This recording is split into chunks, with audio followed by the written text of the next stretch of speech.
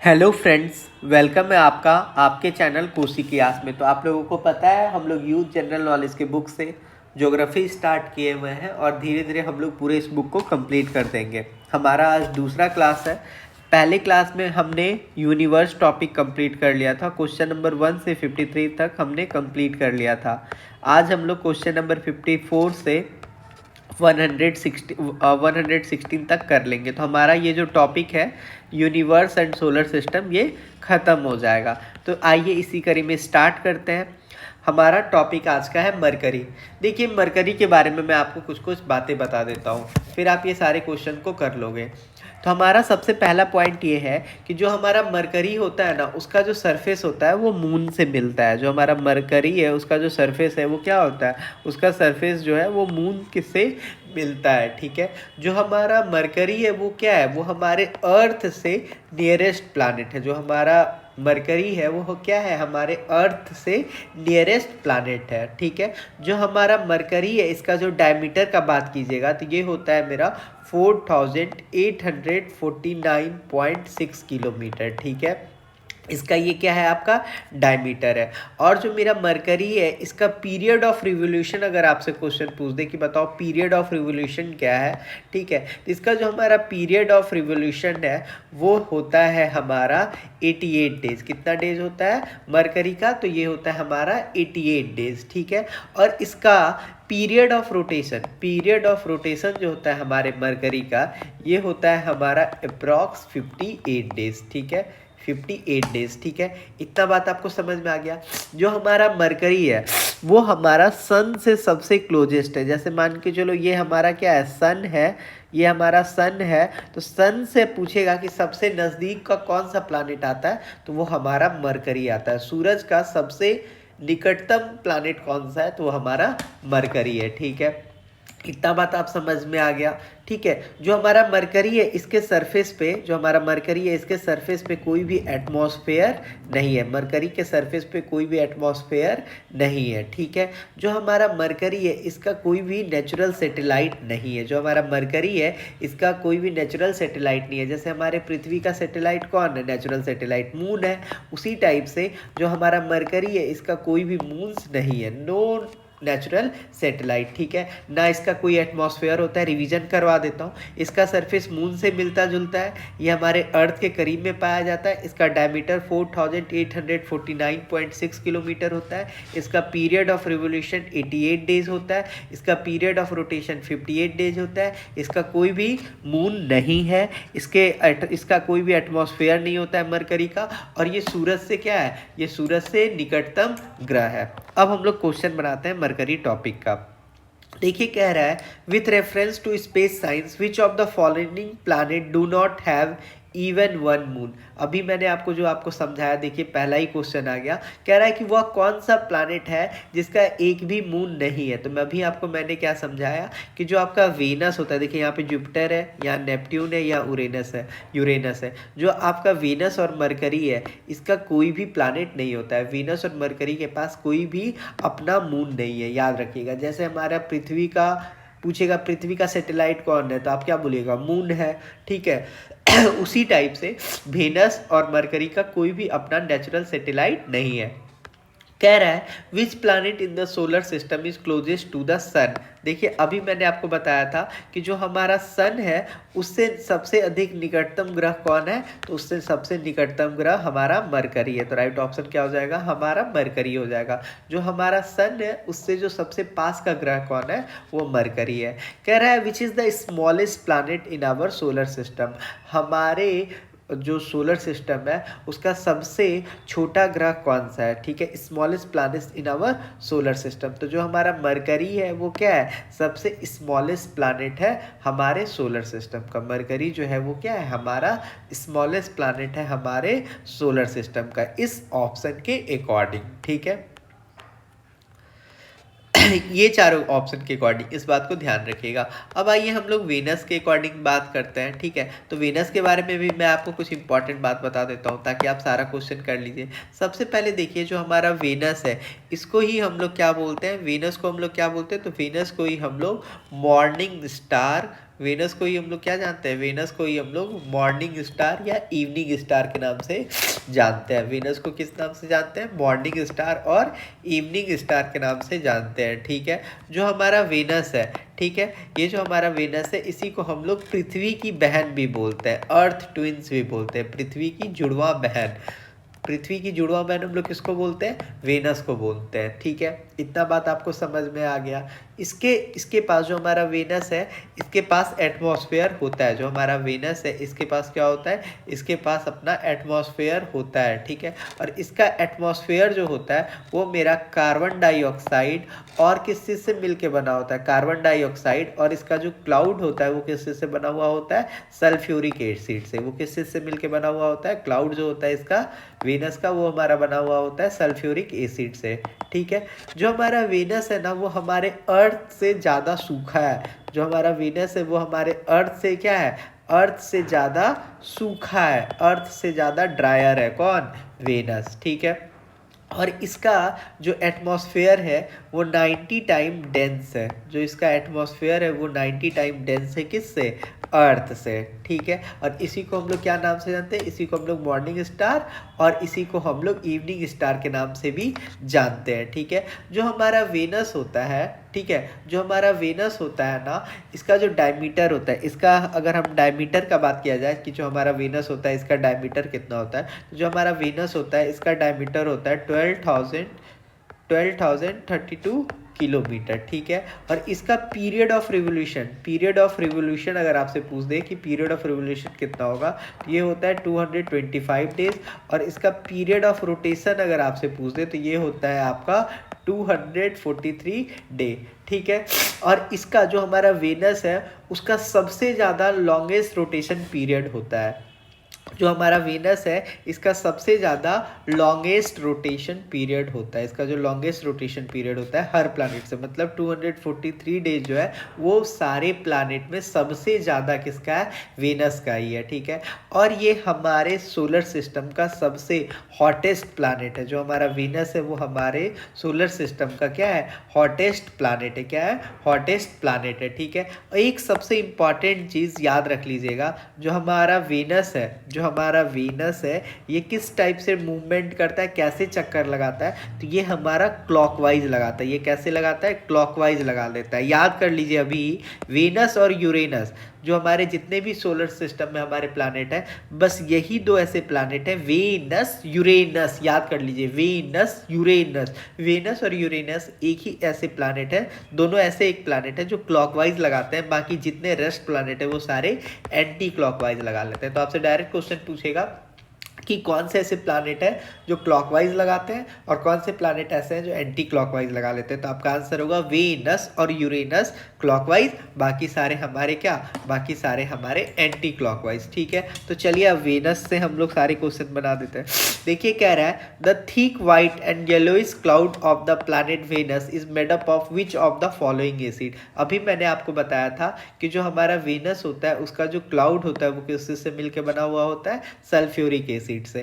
कह रहा है atmosphere of Venus mostly contain which of the following gas. मैंने अभी आपको बताया था कि जो हमारा एटमॉस्फेयर होता है वेनस का उसमें कार्बन डाइऑक्साइड गैस क्या होता है, उसका एटमॉस्फेयर कंटेन करता है, और जो हमारा वेनस है वो वेनस जो है उसका जो क्लाउड होता है वो सल्फ्यूरिक एसिड कंटेन करता है, ठीक है। कह रहा है which of the following planet do not have its own moon. मैंने आपको बता दिया है कि जो हमारा वेनस होता है उसका कोई भी अपना मून नहीं होता है, जो हमारा वेनस होता है उसका कोई भी मून अपना नहीं होता है। किसका किसका कोई भी मून नहीं होता है, बताइए। अभी मैंने आपको पढ़ाया था तो जो हमारा मरकरी है और जो हमारा वेनस है इसका कोई भी मून नहीं होता है। अभी आपने थोड़ी देर पहले ये क्वेश्चन किया था, देखिए किया है ना। तो मरकरी और वेनस का कोई भी अपना मून नहीं होता है, कोई भी मून नहीं है, ठीक है। फिर देखिए क्या कह रहा है, कह रहा है which of the planet rotate in clockwise direction. मैंने अभी आपको सिखाया कि बस दो ही ऐसे प्लैनेट है, एक आपका वेनस और एक आपका यूरेनस। वेनस और यूरेनस क्लॉकवाइज डायरेक्शन में रोटेट करते हैं, तो राइट ऑप्शन क्या हो जाएगा आपका Venus. All planet revolve anti clockwise except सारे प्लांट सारे प्लैनेट जो है वो एंटी क्लॉकवाइज घूमते हैं, लेकिन वेनस और यूरेनस को छोड़कर। याद रखिए, कैसे याद रखिएगा, वेनस यूरेनस, इस टाइप से वेनस और यूरेनस जो है ये हमारे क्लॉकवाइज घूमते हैं। तो राइट ऑप्शन यहाँ पे क्या हो जाएगा, वेनस। कह रहा है which planet is the nearest in size of earth, earth के समान कौन सा प्लैनेट है। तो आप लोगों को पता है वेनस, इसीलिए इसको हम लोग क्या बोलते हैं, पृथ्वी की जुड़वा बहन भी बोलते हैं, इसको हम लोग मॉर्निंग स्टार भी बोलते हैं, इसको हम लोग इवनिंग स्टार भी बोलते हैं। जो हमारा वेनस है, ठीक है, इसी ये क्या है कि हमारे पृथ्वी के जैसा ही है, ठीक है। कह रहा है which planet is known as earth twins, पृथ्वी की जुड़वा बहन हम लोग किसको बोलते हैं, वेनस को बोलते हैं। कह रहा है which planet is known as the evening morning star, कौन से प्लैनेट को हम लोग इवनिंग और मॉर्निंग स्टार बोलते हैं, तो हम लोग ये लोग वेनस को बोलते हैं, ठीक है। कह रहा है which planet is named after a Roman goddess, कौन सा ऐसा प्लैनेट है जिसको हम लोग रोमन गॉडेस के नाम के ऊपर रखे हैं, तो हम लोग वेनस को रखे हैं, ठीक है। कह रहा है which of the following planet is the hottest in the solar system, तो हमारे सौर मंडल में सबसे गर्म ग्रह कौन सा है, तो हमारा वेनस है। अब बात करते हैं अर्थ का, तो चलिए अर्थ से रिलेटेड भी सारा पॉइंट जान लेते हैं, ठीक है, यहीं पे जान लेते हैं अर्थ से रिलेटेड, फिर हम लोग सारा कुछ कर लेंगे। चलिए, तो देखिए अर्थ से रिलेटेड अब हम लोग कुछ इंपॉर्टेंट, और ये पॉइंट आप लोग नोट करते जाइए, क्योंकि इससे आपका सारा का सारा कॉन्सेप्ट क्या हो जाएगा, क्लियर हो जाएगा। तो देखिए जो हमारा अर्थ है, सबसे पहले हम लोग बात करते हैं अर्थ का, ठीक है। तो जो हमारा अर्थ है ये कैसे घूमता है, तो जो हमारा अर्थ है ये एंटी क्लॉकवाइज घूमता है, ठीक है। हमारा जो अर्थ है ये कैसे घूमता है, एंटी क्लॉकवाइज घूमता है। जो हमारा अर्थ है इस पे जो सन का लाइट, जो हमारा अर्थ है उस पे जो सन का लाइट है उसको आने में 8 मिनट 18 सेकेंड लग जाता है, 8 मिनट 18 सेकेंड लग जाता है, ठीक है। जो हमारा अर्थ है, जो हमारा अर्थ है, जो हमारा अर्थ है, इसका अगर आपसे रिवोल्यूशन पीरियड पूछे तो वो कितना होता है हमारा, तो इसका रिवोल्यूशन पीरियड होता है 365 डेज। इसको 365 डेज लग जाता है सूरज का पूरा एक प्रक्रिया पूरा करने के, मतलब पूरा एक रोटेशन सूरज का पूरा करने में इसको 365 डेज लग जाता है। 365 डे 5 आवर के अप्रॉक्स में ये होता है, ठीक है। अगर आपसे पीरियड ऑफ रिवोल्यूशन पूछे, ठीक है, मतलब अपने एक्सिस पे कितने टाइम में ये रोटेट कर लेता है, तो वो आपका होता है 23 आवर। कितना होता है, 23 आवर 56 मिनट। कितना होता है, 23 आवर। इसीलिए हमारा क्या होता है, दिन और रात, मतलब हम लोग बोलते हैं ना 24 आवर का डे, तो वो अप्रॉक्स में होता है कितना, 23 आवर 56 मिनट, जिसको हम लोग अप्रॉक्स में कितना ले लेते हैं, तो 24 आवर ले लेते हैं, ठीक है। तो ये हो गया आपका रिवोल्यूशन। रिवोल्यूशन का मतलब होता है सूरज का चक्कर लगाना, पीरियड ऑफ रोटेशन का मतलब होता है अपने एक्सिस पे रोटेट करना, ठीक है। ये हमारे सौर मंडल का, हमारे सोलर सिस्टम का एक इकलौता ऐसा ग्रह है जिसपे क्या है, जिसपे लाइफ है, ठीक है। जो हमारा अर्थ है ये हमारे सोलर सिस्टम का ऐसा प्लैनेट है जहाँ पे वाटर जो है वो लिक्विड के टाइप में भी अवेलेबल है, सॉलिड के फॉर्म में भी अवेलेबल है, और गैस के फॉर्म में भी क्या है, अवेलेबल है। मतलब वाटर का यहाँ पे तीनों फॉर्म क्या है, अवेलेबल है, ठीक है। जो हमारा अर्थ है, अगर इसके एटमॉस्फेयर का बात कीजिए, तो जो हमारा अर्थ है इसका जो एटमॉस्फेयर है उसमें क्या क्या है सर, तो जो हमारा अर्थ है उसमें जो उसका जो एटमॉस्फेयर है वहाँ पे है हमारा नाइट्रोजन। क्या है हमारा, नाइट्रोजन। और क्या क्या है हमारे अर्थ के एटमॉस्फेयर पे, नाइट्रोजन है, हाइड्रोजन है, ठीक है, ऑक्सीजन है। अर्थ के एटमॉस्फेयर में क्या है, nitrogen, hydrogen, oxygen, carbon dioxide, ये चारों तो है ही। तो आपसे एग्जाम में क्वेश्चन पूछ देगा कि अर्थ के एटमॉस्फेयर में क्या क्या है, नाइट्रोजन, हाइड्रोजन, ऑक्सीजन और कार्बन डाइऑक्साइड, ठीक है। और एक बात बता देता हूँ, जो हमारा अर्थ है उसके एटमॉस्फेयर में क्या प्रेजेंट है, तो ओजोन लेयर प्रेजेंट है, जो हम लोगों को किस चीज़ से बचाता है, तो ये जो ओजोन लेयर है ये हम लोगों को अल्ट्रा वायलेट रेज से क्या करता है, बताता है। जो हमारा अर्थ है इसका एक अपना मून भी है, इसका एक अपना नेचुरल सैटेलाइट भी है। अर्थ का एक अपना नेचुरल सैटेलाइट है जिसको हम लोग किस नाम से जानते हैं, तो जिसको हम लोग चंदा मामा के नाम से जानते हैं, मतलब मून के नाम से जानते हैं ठीक है। जो हमारा मून है वो क्या है, आपसे पूछेगा कि जो हमारा मून है इसका साइज क्या है, तो जो इस मून है ये हमारा 5th लार्जेस्ट नेचुरल सैटेलाइट है। ये हमारा क्या है, 5th लार्जेस्ट नेचुरल सैटेलाइट है, ठीक है।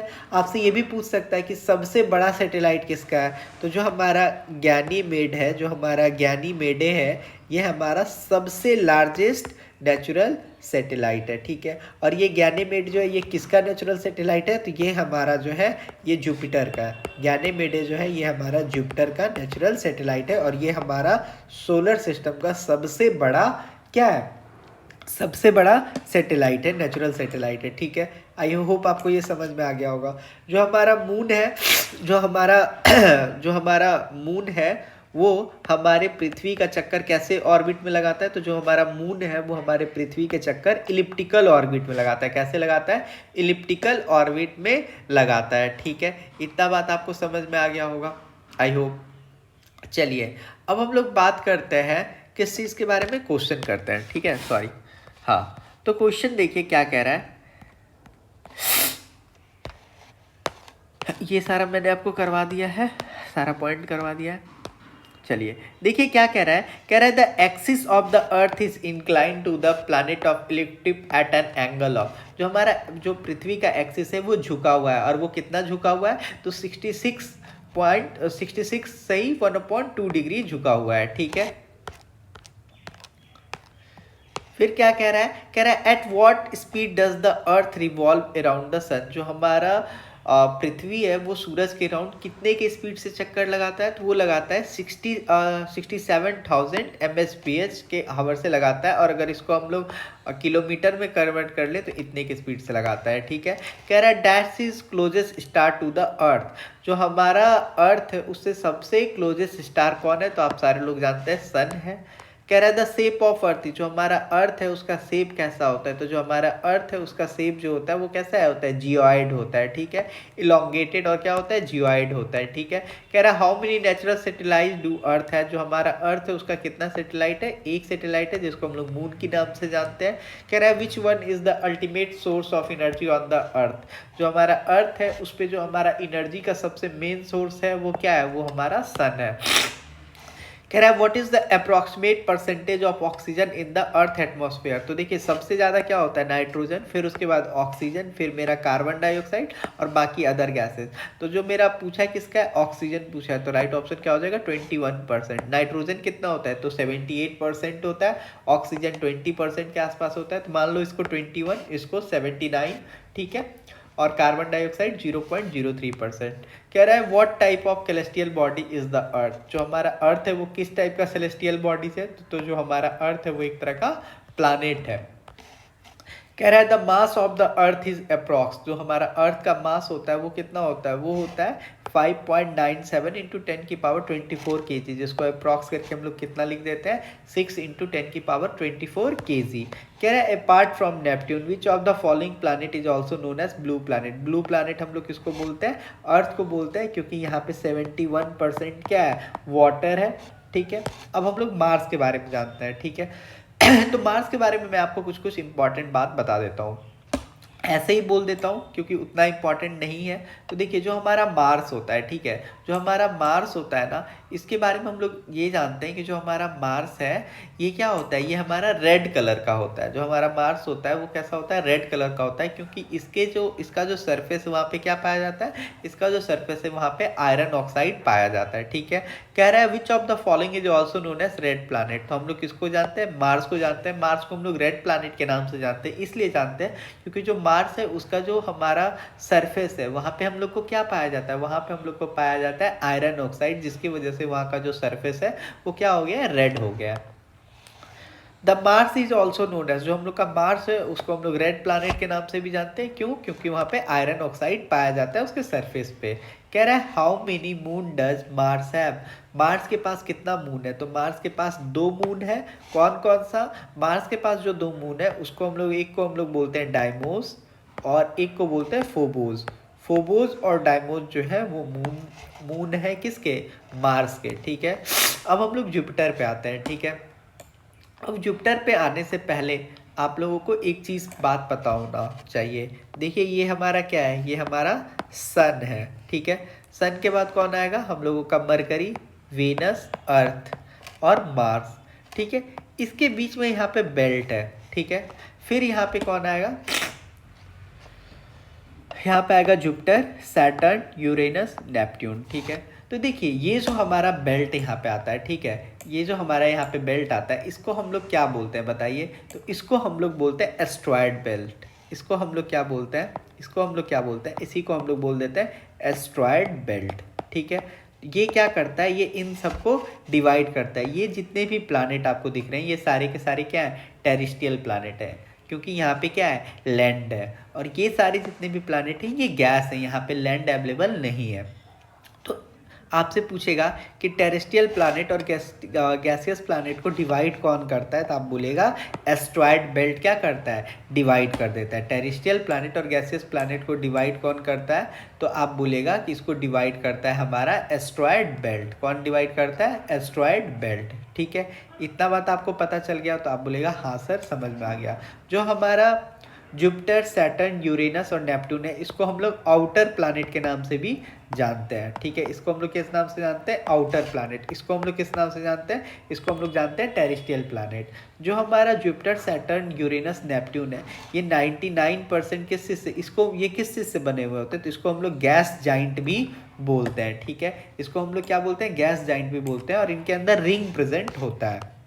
अब आइए जुपिटर के बारे में बात कर लेते हैं। तो देखिए जो हमारा जुपिटर है वो जनरली किस चीज़ से मिलके बना हुआ है? तो जो हमारा जुपिटर है वो हमारा गैस और लिक्विड से मिलके बना हुआ है। जो हमारा जुपिटर है वो किस चीज़ से मिलके बना हुआ है? जो हमारा जुपिटर है वो हमारा गैस और लिक्विड से मिलके बना हुआ है। जो हमारा जुपिटर है उसका कोई भी सॉलिड सरफेस नहीं है, क्योंकि आउटर प्लैनेट है और आउटर प्लैनेट जो होता है उसका कोई भी सॉलिड सरफेस नहीं होता है, ठीक है। इतना बात आपको समझ में आ गया, ठीक है। तो चलिए आप क्वेश्चन करते हैं। कह रहा है how many Galilean moons are there which were discovered by Galileo on 13 January 1610। तो जो हमारा मून्स है वो टोटल गैलीलियो के द्वारा 4 डिस्कवर किया गया था, ठीक है। और ये कौन कौन से थे? तो आयो, यूरोपा, गैनीमेड और कैलिस्टो, ये सब किसके मून थे? तो ये सारे हमारे जुपिटर के मून थे, जिसमें गैनीमेड जो था वो हमारा सबसे बड़ा क्या है? मून है। कह रहा है which planet has a moon name Ganymede. जो हमारा जुपिटर है उसी का जो मून है गैनीमेडे, उसी को हम लोग क्या नाम दिए थे? उसी को हम लोग नाम दिए थे गैनीमेडे। और जो गैनीमेडे है वो हमारा लार्जेस्ट मून है।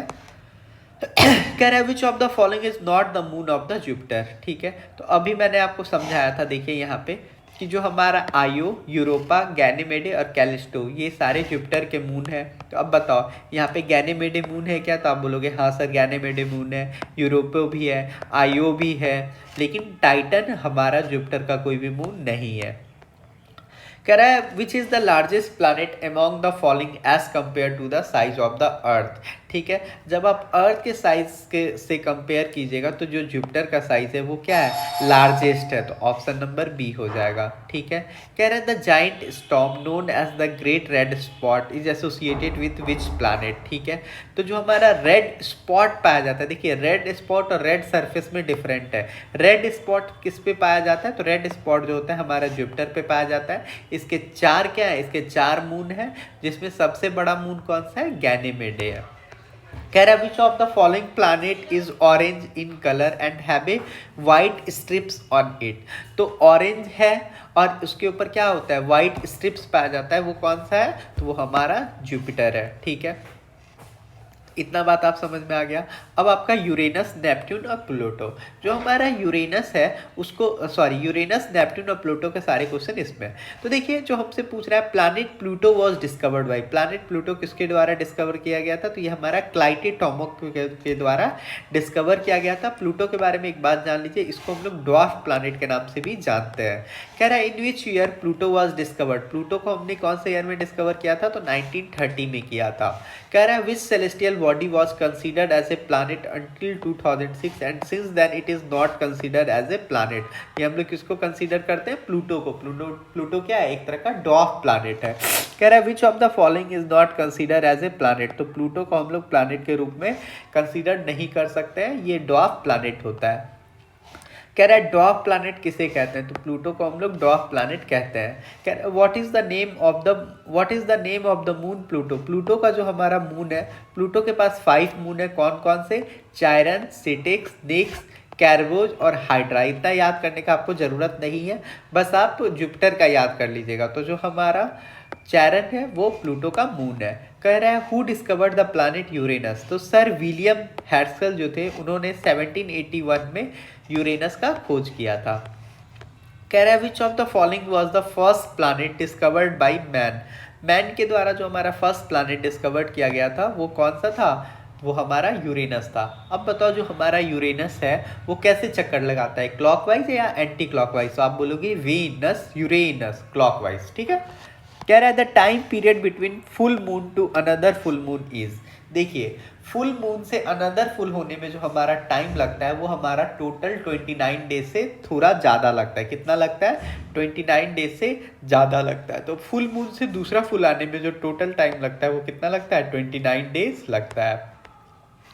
कह रहा है how many days are taken by the moon to complete a single rotation on its axis, moon को एक सिंगल रोटेशन लगाने में टोटल 27.3 अर्थ डेज लग जाता है। मून को एक सिंगल रोटेशन लगाने में अपने एक्सिस पे कितना लग जाता है, 27.3 डेज लग जाता है। और पृथ्वी को कितना लग रहा था, पृथ्वी को लग रहा था 23 आवर 54 मिनट। कह रहा है when 3/4 of the moon is visible what it is called, जब आपको 3/4 मून का दिखाई देता है तो उसको हम लोग क्या बोलते हैं, उसको हम लोग गिब्बस मून बोलते हैं, उसको हम लोग क्या बोलते हैं, गिब्बस मून बोलते हैं। जब आपको मून का 3/4 दिखाई देता है तो उसको हम लोग क्या बोलते हैं, उसको हम लोग गिब्बस मून के रूप से जानते हैं, ठीक है।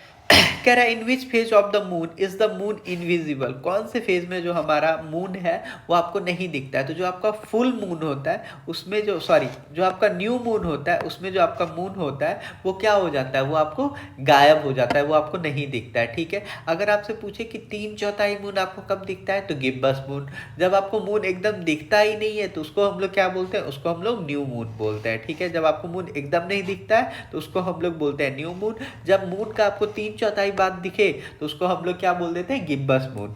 कह रहा है while considering the full moon as a first day on which day moon become visible, देखिए जो आपका फुल मून होता है उससे 15 डे के बाद जो आपका मून होता है वो क्या हो जाता है, आपको गायब हो जाता है, आपको वो नहीं दिखाई देगा, ठीक है। तो राइट ऑप्शन क्या हो जाएगा हमारा 15 डेज, ठीक है। फुल मून डे के 15वां दिन बाद आपको जो मून होता है वो नहीं दिखाई देगा। कह रहा है the lunar Eclipse occur only on, जो आपका लूनर इक्लिप्स होता है वो कब होता है, तो लूनर इक्लिप्स जो होता है वो हमारा फुल मून डे के दिन होता है। लूनर इक्लिप्स जो होता है वो किस दिन होता है, वो हमारा फुल मून डे के दिन होता है, ठीक है। इस दिन क्या होता है, इस दिन होता है when the earth come between the sun and the moon the light of the sun does not reach the moon। देखिए ये आपका क्या है, देखिए ये आपका है सन, ये आपका क्या है मून, और यहाँ पे क्या आ जाए अर्थ, इसी को हम लोग बोलते हैं लूनर इक्लिप्स, ठीक है। देखिए when the earth come between the sun, देखिए ये आपका क्या है सन, ये आपका क्या है अर्थ, और ये आपका क्या है मून। जब सन और मून के बीच में कौन आ जाए, अर्थ आ जाए। जब सन और मून के बीच में क्या आ जाए, अर्थ आ जाए और मून पे क्या हो, रोशनी ना पहुंचे, तो इसी को हम लोग बोलते हैं लूनर इक्लिप्स। इसी को क्या बोलते हैं, लूनर इक्लिप्स। और इसकी वजह से क्या होता है, जो मून का शैडो होता है वो क्या होता है, अर्थ पे जाता है, ठीक है। तो राइट ऑप्शन क्या हो जाएगा, फुल मून डे। कह रहा है what is the brightest object in the night sky, night sky में जो ब्राइटेस्ट ऑब्जेक्ट होता है वो क्या होता है, मून होता है। कह रहा है हाउ मेनी टाइम में half moon appear in a month, तो हाफ मून कितने टाइम अपेयर होता है, तो हाफ मून जो होता है 2 बार आता है। कितने टाइम आता है, 2 बार आता है। कह रहा है what is the light on the make moon which it is visible from the star, जो सनलाइट फॉल होता है ना मून पे वही क्या कर देता है, मून को इल्यूमिनेट कर देता है, जिससे हम लोगों को क्या होता है, मून का सरफेस दिखता है। मून के पास खुद का लाइट तो है नहीं। कह रहा है the moon revolve around which celestial body, जो हमारा मून है वो किस सेलेस्टियल बॉडी के अराउंड घूमता है, तो मून जो है वो हमारे अर्थ के अराउंड घूमता है। और जो हमारा मून है वो 5th लार्जेस्ट नेचुरल सैटेलाइट है। व्हाट इज ब्लू मून, देखिए जो हमारा ब्लू मून होता है वो second full moon of the month को हम लोग क्या बोलते हैं, ब्लू मून बोलते हैं, ठीक है। पूछ रहा है what is natural satellite of planet earth, जो हमारा नेचुरल सैटेलाइट है हमारे अर्थ का वो कौन है, मून है। कह रहा है what are the celestial body revolving around the planet called as, इसको हम लोग क्या बोलते हैं, जैसे कोई भी प्लैनेट है उसके अराउंड जो घूमता है उसको हम लोग क्या बोलते हैं, सैटेलाइट। जैसे हमारा जो अर्थ है उसके अराउंड कौन घूमता है, मून घूमता है, तो उसको हम लोग क्या बोल देंगे, सैटेलाइट। अब बात करते हैं एस्ट्रॉयड का। कह रहा है which dwarf asteroid planet is present in asteroid belt, जो हमारा एस्ट्रॉयड बेल्ट है वहाँ पे कौन सा ड्वार्फ प्लैनेट पाया जाता है, which dwarf associated planet is present in asteroid belt. ठीक है, जो ड्वार्फ एस्ट्रॉयड प्लैनेट है जो एस्ट्रॉयड बेल्ट के पास पाया जाता है उसको हम लोग क्या बोलते हैं, सेरस बोलते हैं। कह रहा है विच कॉमेट अपियर्स एवरी 76 ईयर। ठीक है, एवरी 76 ईयर कौन दिखता है, हेले कॉमेट। हेले कॉमेट जो है वो बहुत ही फेमस कॉमेट है। ठीक है, जो हमारे अर्थ पे 76 ईयर के बाद क्या होता है, दिखता है। ठीक है, ये लास्ट टाइम कब दिखा था, 1986 में दिखा था, और अब कब दिखेगा, तो 2061 में दिखेगा। कह रहा है Halley comet tail star is visible approx after how many year, जो हमारा हेली कॉमेट होता है ये कितने साल बाद दिखता है, तो हेली कॉमेट भी हमको टोटल 75 ईयर के बाद दिखता है। कह रहा है when will the Halley comet be visible now, तो जो हमारा हेली कॉमेट है वो कब दिखाई देगा, तो 2061 में दिखाया जाएगा, 2061 में आपको दिखाई देगा। ठीक है, जो हमारा हेली कॉमेट होता है जिसको हम लोग टेल स्टार के नाम से भी जानते हैं, ये अप्रॉक्स 75 से 76 ईयर के बीच में जनरली दिखाई देता है, लेकिन मोस्टली 75 ईयर मान के चलिए। 75 ईयर में आपको कौन दिखाई देता है, आपको हेली कॉमेट दिखाई देता है। पिछली बार 1986 में दिखा था, अब 2061 में दिखाई देगा। कह रहा है dash is an object which has an icy core with a tail of gas and dust which extend for million of miles, ये क्या है, हो जाएगा हमारा कॉमेट हो जाएगा। कह रहा है the word comet come from the ancient word which mean long heard star, जो हमारा वर्ड कॉमेट है ये कहाँ से आया, ये हमारा ग्रीक शब्द से लिया गया है जिसका मतलब क्या होता है, लॉन्ग हेयर्ड स्टार। कह रहा है which of the following celestial body consist of nucleus made up of dust and ice, comet. Comet किस चीज से मिलकर बना हुआ है, डस्ट और आइस से। कह रहा है in which direction does the tail of a comet point, जो हमारा टेल ऑफ कॉमेट होता है वो क्या होता है, हमारे सन से दूर होता है। कह रहा है which of the following is appropriate to describe a shooting star, shooting star का एग्जाम्पल क्या हो जाएगा हमारा, फ्रेगमेंट और डेब्रिस। कह रहा है what are the small pieces of rock that revolve around the sun called, जो हमारे सन के अराउंड जो स्मॉल पीसेस ऑफ रॉक जो घूमते रहते हैं उसी को हम लोग क्या बोलते हैं, मेस्टोराइड्स। क्या बोलते हैं, मेस्टोराइड्स। तो इसी के साथ हमारा ये टॉपिक कंप्लीट हो गया, universe and solar system. Next topic में हम लोग मिलेंगे द अर्थ, इसके सारे इंपॉर्टेंट क्वेश्चन करेंगे। अगर आप चैनल पे न्यू हो तो आप हमारे टेलीग्राम आईडी कोसी की आस 2024 से जुड़ सकते हो। आप रेगुलर क्लास कीजिए और कमेंट में जो भी बच्चे रेगुलर क्लास करते हैं वो कमेंट कर दिया कीजिए कि आज का मैंने पार्ट देख लिया। जैसे देखिए फर्स्ट पार्ट जो लोग देख लिए वो बोल दे फर्स्ट पार्ट देख लिया, जो सेकंड देख लिए वो सेकंड बोल दे। इससे क्या होगा कि मैं भी रेगुलर रहूँगा, समझ रहे हो। तो आप कमेंट करके बताइए और लाइक कर दीजिए, और चैनल पे न्यू है तो चैनल को सब्सक्राइब भी कर लीजिए। Thank you.